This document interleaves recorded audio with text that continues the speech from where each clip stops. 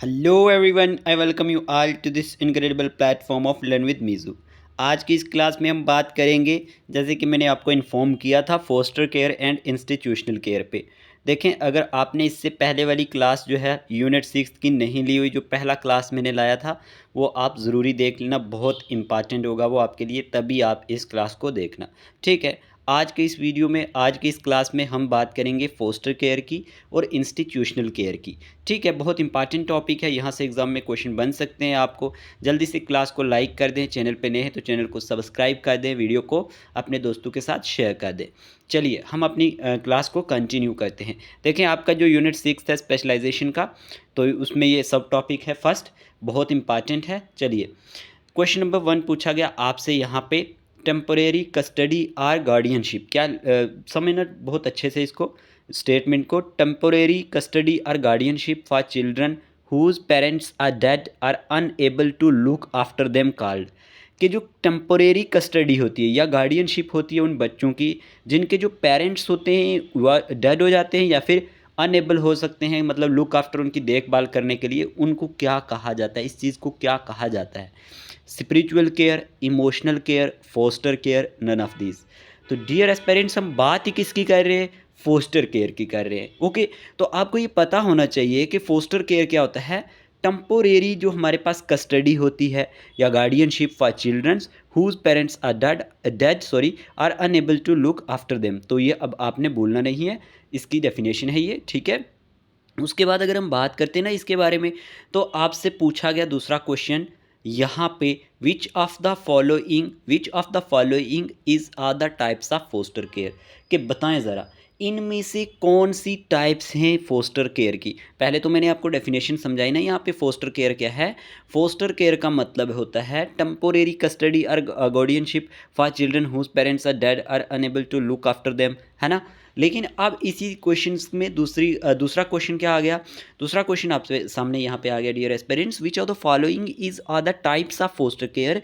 कि बताएं ज़रा, इनमें से कौन सी टाइप्स हैं फोस्टर केयर की। अडॉप्शन केयर या kinship care, emergency foster care, all of these.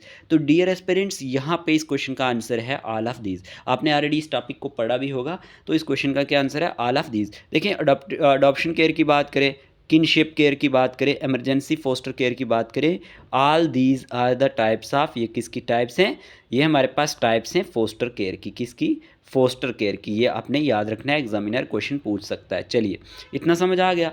Okay sir. उसके बाद आपने याद रखना है यहाँ पे फोस्टर केयर के बारे में, कि जो फोस्टर केयर है ना, foster care is a system. ये एक ऐसा सिस्टम है जिसमें जो चिल्ड्रन है ना, who can not live with their biological parents, जो अपने बायोलॉजिकल पेरेंट्स के साथ नहीं रह सकते, बायोलॉजिकल पेरेंट्स जो उनके रियल पेरेंट्स हैं, आर प्लेस्ड, या उनको कहाँ रखा जाता है? इन टेम्परेरी होम्स में रखा जाता है विद फोस्टर फैमिलीज़ के साथ या फिर केयर गिवर्स के साथ, who provide them with care, जो उनको केयर प्रोवाइड करते हैं, स्टेबिलिटी प्रोवाइड करते हैं एंड सपोर्ट प्रोवाइड करते हैं। समझना इस चीज़ को, बहुत इंपॉर्टेंट है। मैंने कहा foster care is a system in which children who can not live with their biological parents. ये आपको अच्छे से समझनी चाहिए, इसकी डेफिनेशन, इसके बारे में कंसेप्ट क्लियर होना चाहिए आपको। और उनको प्लेस रखा जाता है टेम्परेरी होम्स में विद फोस्टर फैमिली के साथ या फिर केयर गिवर्स के साथ, who provide them with care, stability and support. अब समझ आ गया? ओके जी, आ गया होगा। अब अगले क्वेश्चन की बात करते हैं, डियर एस्पिरेंट्स। क्वेश्चन क्या पूछा गया यहाँ पे? अकॉर्डिंग टू, यहाँ पे क्या पूछा गया? According to United Nation children fund की थ्रू, मतलब उसके according, United Nation children Fund के अकॉर्डिंग, जिसे आप यूनिसेफ कहते हैं, estimates that how many childrens in India are orphaned. कितने बच्चे जो हैं वो यतीम हैं या फिर अबेंडेंड हैं, बताना ज़रा। 2.96 करोड़, 3.29 करोड़, या फिर 4.34 करोड़, या फिर नन ऑफ दिस। तो इस क्वेश्चन का आंसर है, डियर एस्पिरेंट्स, यहाँ पे जब हम बात करते हैं ना according to United Nation children fund की, यूनिसेफ के अकॉर्डिंग, तो तब क्या होता है कि हमारे पास जो एस्टिमेट्स है ना, हमारे पास लगभग the United Nation children fund estimates that 2.96 crore children in India जो है वो ऑर्फन्ड है या फिर अबेंडेंड है। तो ये आपको पता होना चाहिए, ठीक है। उसके बाद अगर हम बात करते हैं, यहाँ पे आप देख सकते हैं कि जो ministry of women and child development है, वो ministry of women and child development said in its annual report for 2020 to 21 that 2.56 lakh children, कितने 2.56 lakh childrens were residing in the country, ठीक है, जिसमें से 7,164 चाइल्ड केयर इंस्टीट्यूशन है। Okay, all these data prove the parity in the number of adoptions taking place in India and the number of abundant children's. तो ये data आपने याद रखना है। क्या कहा मैंने कि जो ministry of women and child development है उसने क्या कहा है कि जो एनुअल रिपोर्ट थी 2020 की और 21 की, उसमें 2.56 लाख चिल्ड्रंस जो थे वो रिजाइडिंग इन द कंट्री, जिसमें से 7,164 चाइल्ड केयर इंस्टीट्यूशंस थे। और ये डेटा जो है ये प्रूव करता है कि जो parity in the number of adoptions take place, जो कितनी अडॉप्शंस हुई हैं टेक प्लेस हुई है इंडिया में, और नंबर ऑफ अबेंडेंट चिल्ड्रन कितने हैं। ठीक है, इतना समझ आ गया। चलिए आगे बात करते हैं। क्वेश्चन पूछा गया यहाँ पे आपसे, the process through which a person, क्या क्वेश्चन है, the process through which a person assumes parental responsibility for a child who is not biologically his her kid. देखें क्वेश्चन को अच्छे समझना, ऐसा प्रोसेस जिसमें एक पर्सन जो है वो एज्यूम्स करता है पेरेंटल रिस्पॉन्सिबिलिटी को एक चाइल्ड के लिए जो बायोलॉजिकली क्या नहीं होता, हिज हर मतलब for a child who is not biologically his her kid, जो उसका बायोलॉजिकली कोई ना ही उसका बेटा होता है ना बेटी होती है, मतलब किड होता है। And the child so becomes the legitimate child, लेकिन वो उसका कानूनी तौर पर क्या बन सकता है, लेजिटिमेट का मीनिंग होता है कानूनी तौर पर उसका जो चाइल्ड बन सकता है of his adoptive parents with all of the rights privilege and duties that come with a being biological child. अब बताएं किस तरह के प्रोसेस में ऐसा होता है, बायोलॉजिकल हिरार्की में, बायोलॉजिकल क्लासिफिकेशन में, अडॉप्शन में, नन ऑफ दीज। तो इस क्वेश्चन का आंसर सिंपल सा है, अडॉप्शन। ठीक है, द अडॉप्शन जो है ऐसा प्रोसेस है, adoption the process through which a person assumes A parental responsibility for a child who is not biologically his her kid and the child so becomes the legitimate child. मतलब वो उसका biologically father नहीं है, real father नहीं है, लेकिन कानूनी तौर पर उसने अगर उसको अडॉप्ट किया तो वो उसको अपना सकता है। तो ये आपने याद रखना है, अडॉप्शन में ऐसा होता है, अडॉप्शन। ठीक है, सॉरी अडॉप्शन। ओके, चलिए आगे आपसे पूछा गया what are the objectives of adoption, कि आपसे क्वेश्चन में क्या पूछा गया, ये ऑब्जेक्टिव्स क्या होते हैं अडॉप्शन के। चलिए, to insure the family property, या to grow family name and fame, या to provide a home to the homeless child, या to provide a child to the childless, to protect the old age of parents by adopt child, all of these. तो इस question का answer है हमारे पास dear aspirants all of these. ये सारे के सारे क्या हैं, ऑब्जेक्टिव्स हैं किसके, अडॉप्शन के। मतलब इंश्योर करना फैमिली प्रॉपर्टी के लिए, अगर किसी के पास हाँ कोई बच्चा नहीं है तो फिर वो अडॉप्ट करेंगे, उनको पता है कि कल हमारी जो प्रॉपर्टी है उसका वारिस कौन होगा जब हम दुनिया से चले जाएंगे। इस तरह से लोग लेते अडॉप्ट करते हैं। फिर to grow family name and fame के लिए भी कुछ ऐसा करते हैं। फिर अगर हम बात करें हमारे पास to provide a home to the, या मतलब इस तरीके से भी कोई किसी को कोई एक बेघर बच्चा है तो उसको घर प्रोवाइड करते हैं उनको, उसको अपना के, या फिर to provide a child to childless, तो to protect the old age of the parent by the adopted child. तो ये आपने बातें सारी याद रखनी है। ये सारे के सारे किसके ऑब्जेक्टिव से, अडॉप्शन के प्रोसेस अडॉप्शन के क्या है हमारे पास ऑब्जेक्टिव से। ये हमारे पास इस तरह से भी कहा गया कि कुछ और ऑब्जेक्टिव्स हैं, जैसे to help in the last rites and rituals of the parents. वही तो मैंने कहा ना, जब कोई दुनिया से चला जाएगा, अगर उसकी औलाद ही नहीं थी, तो अगर उसने किसी को अडॉप्ट भी नहीं किया होगा तो उसके जो लास्ट राइट्स हैं उनको, रिचुअल्स को कौन पूरा करेगा, उसके वालिदैन को। To grow family name and fame, जो भी चीज़ें मैंने आपको बताई ये सारी इंपॉर्टेंट थी। क्लियर। चलिए आगे क्वेश्चन क्या पूछा गया आपसे dear aspirants, what is the full form of CARA in India. देखें आप, बहुत इंपॉर्टेंट क्वेश्चन है और मुझे क्यों लगता है कि ये क्वेश्चन बहुत इंपॉर्टेंट है और ये आपको अच्छे से इस एक्ट को पढ़ना है। कारा जो है ना ये बहुत इंपॉर्टेंट है। Central adoption resource authority, central adoption resource agency, central adoption resource autonomy, none of this. देखिए इस क्वेश्चन का आंसर क्या है, कारा की फुल एब्रीवेशन है सेंट्रल अडॉप्शन रिसोर्स अथॉरिटी। ठीक है, क्या, सेंट्रल अडॉप्शन रिसोर्स अथॉरिटी, ये कारा की फुल एब्रीवेशन है। चलिए आपसे यहाँ पे याद रखना है कि जो सेंट्रल अडॉप्शन रिसोर्स अथॉरिटी है कारा, ये नोडल अथॉरिटी है इंडिया में for the adoption of Indian childrens. क्या कहा मैंने, दिमाग से यहाँ पे समझ लेना चीज़ को, कि जो सेंट्रल अडॉप्शन रिसोर्स अथॉरिटी है कारा, ये क्या है, एक नोडल अथॉरिटी है इंडिया में, किसके लिए, अडॉप्शन ऑफ इंडियन चिल्ड्रन के लिए। इतना समझ आया, ओके। और it is a statutory body है, ये क्या है, और ये स्टैट्यूटरी बॉडी है जो फंक्शनिंग करती है under the ministry of women and child development के अंडर। ये पॉइंट आपने दिमाग में बिठा लेने हैं, यहाँ से क्वेश्चन एग्जाम में बनेगा। क्या है, ये एक स्टैट्यूटरी बॉडी है जो फंक्शन करती है under the ministry of women and child development के। ओके, चलिए आगे बात करें अगर हम डियर एस्पेरेंट्स, तो क्वेश्चन क्या पूछा गया, the Hindu adoption and maintenance act, क्या क्वेश्चन है, the Hindu adoption and maintenance act enacted इन 1956, ये कब इनेक्ट किया गया था, 1956 में इनेक्ट किया गया था। ये एक्ट बहुत इंपॉर्टेंट है अगर आप किसी सिविल सर्विसेज एग्जाम की तैयारी कर रहे हैं, यूपीएससी या जेकेएस के लिए। तो आपसे पूछा गया जो Hindu adoption and maintenance act है जो इनेक्ट किया गया 1956 में, ये अप्लाइज होता है to which of the following, Hindus, Buddhist, Jain, Sikhs, all of these. तो इस क्वेश्चन का आंसर क्या होगा डियर एस्पिरेंट्स, इस क्वेश्चन का आंसर है ऑल ऑफ दीज। देखिए the adoption is irrevocable under the statute and it grants the child complete status as a natural child born to the family or it also gives the right to inherit the property। ये बातें आपने याद रखनी है।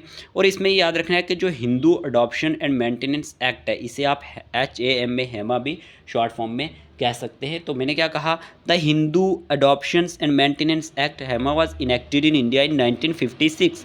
अगर आपसे पूछा जाए कब इनेक्ट किया गया था, 1956 में किया गया था as a part of Hindu code bill के तौर पे। ओके, फिर other legislation enacted during this time include Hindu marriage act 1955 भी आया था, हिंदू सक्सेशन एक्ट 1956 हुआ, फिर उसके बाद and Hindu minority and guardianship act 1956 भी आया। ये डेट्स बहुत इंपॉर्टेंट हैं, ये एग्जाम में आने के चांसेस है। उसके बाद आपको याद रखना है all of these acts were put forth under the leadership of Jawaharlal Nehru and were mean to codify and standardise the current Hindu legal traditions. तो ये कुछ इंपॉर्टेंट पॉइंट्स है इसके बारे में। और फिर अडॉप्शन एंड मेंटेनेंस एक्ट जो है 1956 का, ये डील करता है specifically with the legal process of adopting children by a Hindu adult. बहुत इंपॉर्टेंट है ना, देखें आपको क्वेश्चंस बनेगा जो आपको अडॉप्शन एंड फोस्टर केयर है ना उसमें ये बहुत इंपॉर्टेंट हो जाता है कि जो अडॉप्शन एंड मेंटेनेंस एक्ट है 1956 का ये क्या स्पेसिफाई करता है, ये legal process of adopting childrens by a Hindu adult and with the legal obligations of a Hindu to provide maintenance to family members including their wife और पेरेंट्स एंड इन लॉज। तो ये कुछ इंपॉर्टेंट पॉइंट्स थे, hope आपको ये समझ आए होंगे। तो इसको दोबारा से अच्छे से पढ़ना है आपने। चलिए आगे बात करते हैं, क्वेश्चन नंबर 7 आपसे डियर एस्पिरेंट्स क्या पूछा गया है, यहाँ पे गौर करते हैं इस क्वेश्चन पे। क्वेश्चन पूछा गया आपसे, Al हिदमत women and child welfare society क्या है, अल हिदमत वुमेन एंड चाइल्ड वेलफेयर सोसाइटी is a registered non government organisation, NGO है, ये एक नॉन गवर्नमेंटल ऑर्गेनाइजेशन है। और इस NGO की जब हम बात करते हैं, the NGO works toward the promotion of sustainable development. ये NGO जो है ये काम करती है टुवार्ड किसकी प्रमोशन के लिए, सस्टेनेबल डेवलपमेंट की प्रमोशन के लिए। और the NGO was established in J&K in which year, ये NGO जम्मू कश्मीर में कब एस्टेब्लिश्ड हुई थी, बताएं ज़रा। 2014, 2013, 2011। तो बताएं इस क्वेश्चन का आंसर क्या है। इस क्वेश्चन का डियर एस्पिरेंट्स आंसर है 2014 में। 2014 में क्या होता है कि जो Al हिदमत women and child welfare society है ये एक रजिस्टर्ड नॉन गवर्नमेंटल ऑर्गेनाइजेशन है, NGO है, और ये वर्क करती है toward the promotion of sustainable development. Okay, और NGO जो है ये एस्टेब्लिश की गई जम्मू कश्मीर में 2014 में, ये अपने याद रखना है। चलिए अगले क्वेश्चन की बात करते हैं। अगला क्वेश्चन क्या पूछा गया, what is the full form of सारा। अब आपसे क्वेश्चन फुल फॉर्म पूछ ली गई सारा की, बताएं ज़रा क्या होगी। State adoption resource agency, state adoption resource authority, state aid resource agency, none of these. तो डियर एस्पिरेंट्स सारा की जब बात करते हैं ना, स्टेट अडॉप्शन रिसोर्स एजेंसी, इसकी फुल एब्रीवेशन है किसकी, मैंने कहा जो हमारे पास सारा की फुल एब्रीवेशन है वो है स्टेट अडॉप्शन रिसोर्स एजेंसी है। ठीक है, चले इसके बारे में बात करते हैं। यहाँ पे आपको ये पता होना चाहिए जो स्टेट गवर्नमेंट है इसने क्या सेटअप किया था, सेटअप पे state adoption resource agency for dealing with, किसके साथ डील करने के लिए, adoption and related matters in the state under the guidance of authority as per the provisions of section 67 of the act. तो ये आपने याद रखना है कि जो स्टेट गवर्नमेंट है उसने सेटअप की थी स्टेट अडॉप्शन रिसोर्स एजेंसी, किसके लिए, डीलिंग विद चाइल्ड जो हमारे पास अडॉप्टेशन होती है और इसके रिलेटेड जितने भी मैटर होते हैं स्टेट के अंदर, और ये आती है under the guidance of the authority as per the provision of section 67 of the act. इतना समझ आ गया। चलिए आगे अगर हम बात करते हैं, अगला क्वेश्चन आपसे पूछा गया SOS चिल्ड्रन विलेज जो हमारे पास है India's largest self implementing child care NGO was established in which year aiming to break the cycle of child neglect and abandonment. बताएं ज़रा क्या होगा इसका आंसर, अबंडोनमेंट। तो SOS जो चिल्ड्रन विलेज इंडियाज़ लार्जेस्ट क्या है, self implementing child care NGO है, ये एस्टेब्लिश कौन से साल हुई थी? इसका एम था ब्रेक करना cycle of child neglect and abandonment. तो इसका आंसर क्या है? यहाँ पे ऑप्शन आपके सामने 1964, 1997, 1998, नन ऑफ दीज। तो इस क्वेश्चन का आंसर क्या होने वाला है? इस क्वेश्चन का आंसर है 1964। ओके, क्या है? 1964। ओके, चलिए अगर हम बात करते हैं ना इसके बारे में, आपको ये पता होना चाहिए the first SOS children village जो है ये हमारे पास फाउंडेड बाय हरमन जमीनियर, जो हमारे पास थे एक ऑस्ट्रियन थे। क्या थे ये? कहाँ के थे?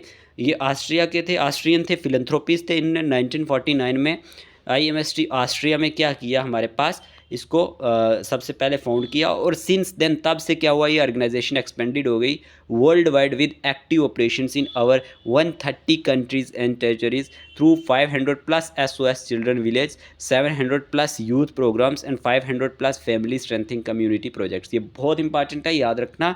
और SOS constantly strive to work for the welfare of children in need of care and protection.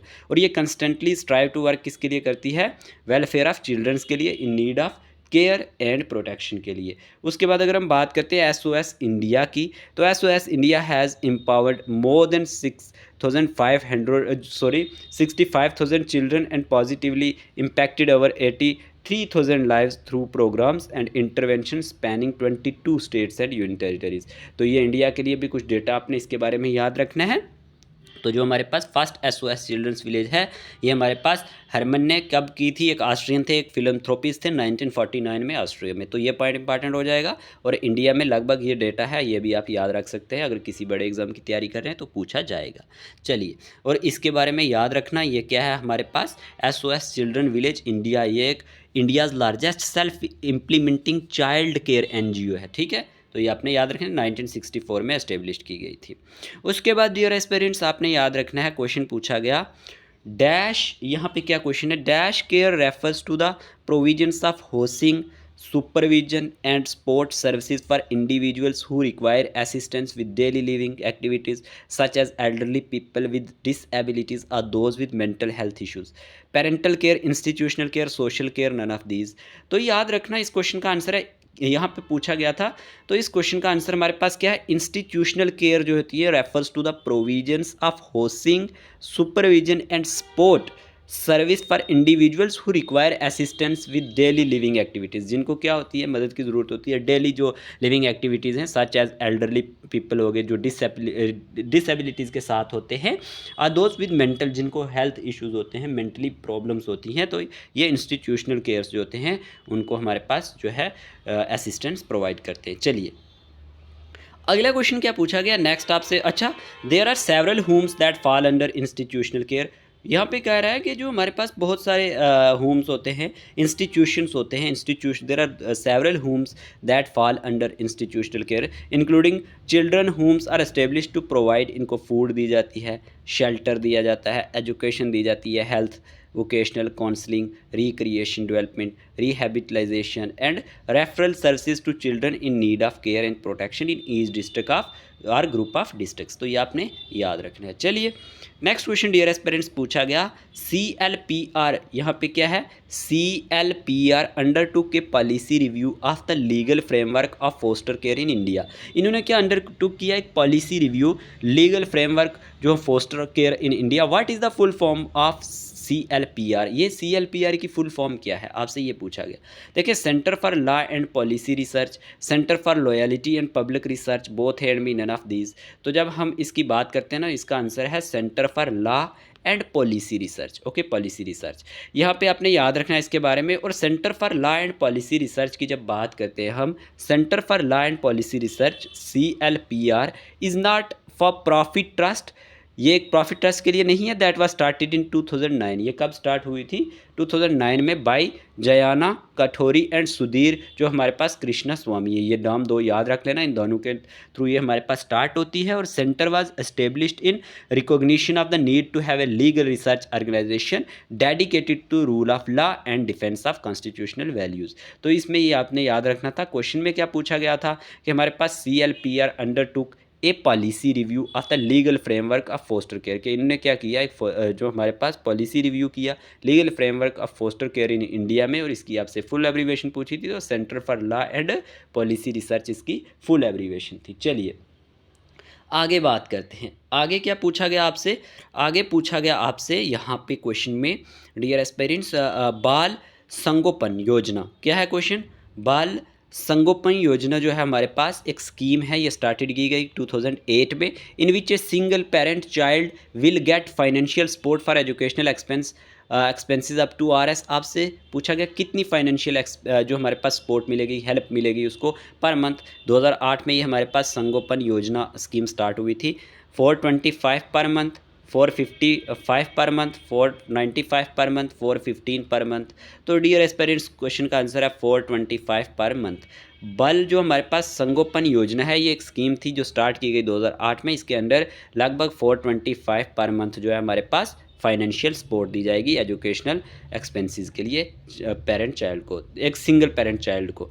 तो यहाँ पे आपको याद रखना है, जो बाल संगोपन योजना थी ये एक स्कीम है जो स्टार्टेड की गई 2008 में, और in which a single parent child will get financial supports for educational expenses up to RS 425 per month. कितना, 425 जो है एजुकेशनल एक्सपेंसेस खर्चा जो होगा उसको मंथली मिलेगा, ठीक है। और this scheme is not only limited to children of single parents but the other children can also get the benefit from it, all the childrens who are a residents of Maharashtra state. ये बात ज़रूर याद रखना, ये इसके साथ interlink है topic के साथ, तो मैंने ये क्वेश्चन लाया था। ये जो है ऑल द चिल्ड्रंस जो रेजिडेंट है कहाँ के, महाराष्ट्र स्टेट के, एंड आर ऑर्फन हैं और have a single parent will get the benefit of Maharashtra बाल संगोपन योजना। तो ये आपने इसके बारे में याद रखना है, एग्जाम में क्वेश्चन बन सकता है, JKSSB कहीं से भी पूछ सकता है। और जब भी मैं क्वेश्चन फ्रेम करता हूँ तो एक सोर्स से नहीं करता हूँ, बहुत सारी मुझे मेहनत करनी पड़ती है 3-4 सोर्सेज से, क्योंकि स्पेशलाइजेशन के जो MCQs है ना ही तो आपको पता है इंटरनेट पे ईजिली अवेलेबल है, ना ही किसी यूट्यूब चैनल पे मतलब आपको एक अच्छी तरीके से इस तरह से MCQs मिलेंगे। देखिए मैंने लास्ट वीडियो लाया था, अभी हमारा ना पहला ही सब यूनिट चल रहा है और मैंने उसको उस वीडियो में 30+ MCQs डिस्कस किए प्लस एक्सप्लेनेशन। आज भी वैसे ही, अभी भी इसका जो हमारे पास है ना चिल्ड्रन एक्ट और चिल्ड्रन राइट्स, इस पे एक वीडियो और बनेगा तब जाके ये कंप्लीट होगा। चलिए आगे बात करते हैं। क्वेश्चन पूछा गया what does ACA stands for, ये ACA किसके लिए स्टैंड करता है, अफोर्डेबल केयर एक्ट या फिर अफोर्डेबल कॉम्पिटेंट एक्ट या फिर affordable complementary act, none of these. तो याद रखना जो ACA है इसकी फुल एब्रीवेशन है हमारे पास अफोर्डेबल केयर एक्ट। क्या है, अफोर्डेबल केयर एक्ट। इसके बारे में थोड़ा जान लेते हैं। अफोर्डेबल केयर एक्ट जो है ACA is the name for the comprehensive health care reform law, जो पास हुआ था 2010 में, okay, and it is amended और the law addresses health insurance coverage, health care cost and preventive मेयर। तो ये आपने याद रखना अफोर्डेबल केयर एक्ट ACA। उसके बाद आपसे क्वेश्चन नंबर 15 पूछा गया specialised adoption agency SAA is recognized by the state government under subsection 4 of section 41 of the act for the purpose of placing children in। अब आपसे पूछा गया adoption, education institutions, religious affairs, none of these. तो इस question का answer है specialise adoption agency जो है SAA। डियर एस्पिरेंट्स, जो हमारे पास स्पेशलाइज्ड अडॉप्शन एजेंसी है जो SAA के नाम से जानी जाती है, अगर इसकी बात करते हैं तो इस recognised by the state government under sub section 4 of section 41 of the act for the purpose of placing children in adoption. Okay, इतना आपने याद रखना है।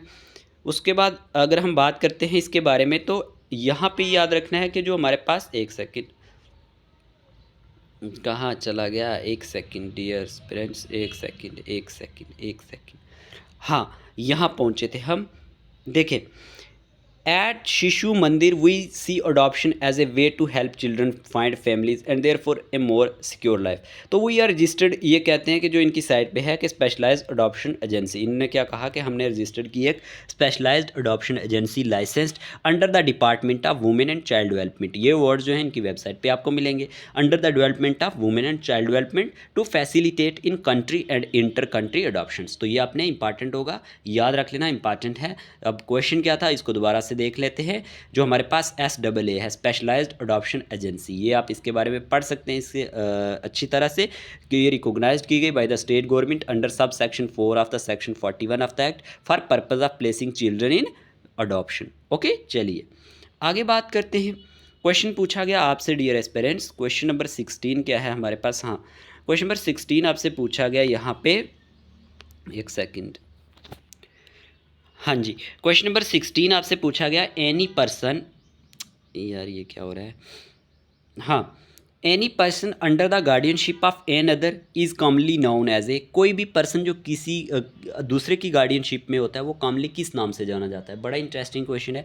वार्ड के नाम से, होम इंस्टीट्यूशन के नाम से, केयर होम के नाम से, none of these. Any person under the guardianship of an other is commonly known as a. अब इसके बारे में जब बात करते हैं, इसका आंसर है वार्ड, WARD। ठीक है, देखिए अगर हम बात करते हैं, guardian is a person who is appointed to look after an other person or his property. एक गार्डियन क्या है? एक पर्सन होता है जो अपॉइंट किया जाता है टू लुक आफ्टर करने के लिए, देखभाल करने के लिए किसी दूसरे पर्सन की या फिर उसकी प्रॉपर्टी की। देखिए he or she assumes the care and protection of the person for whom he she is appointed the guardians. और फिर जो guardian takes all legal decisions on behalf of the person and the property of the ward. तो ये आपने याद रखना है, ward. Any person under the guardianship of an other is commonly known as a ward. Okay, चलिए question number हमारे पास है 17, who monitors and regulates the adoption process in India. आपसे क्वेश्चन पूछा गया कि कौन जो है मोनिटर्स करता है और रेगुलेट्स करता है अडॉप्शन प्रोसेस इंडिया में? Ministry of health and family welfare, central adoption resource authority, ministry of social justice and empowerment, none of these.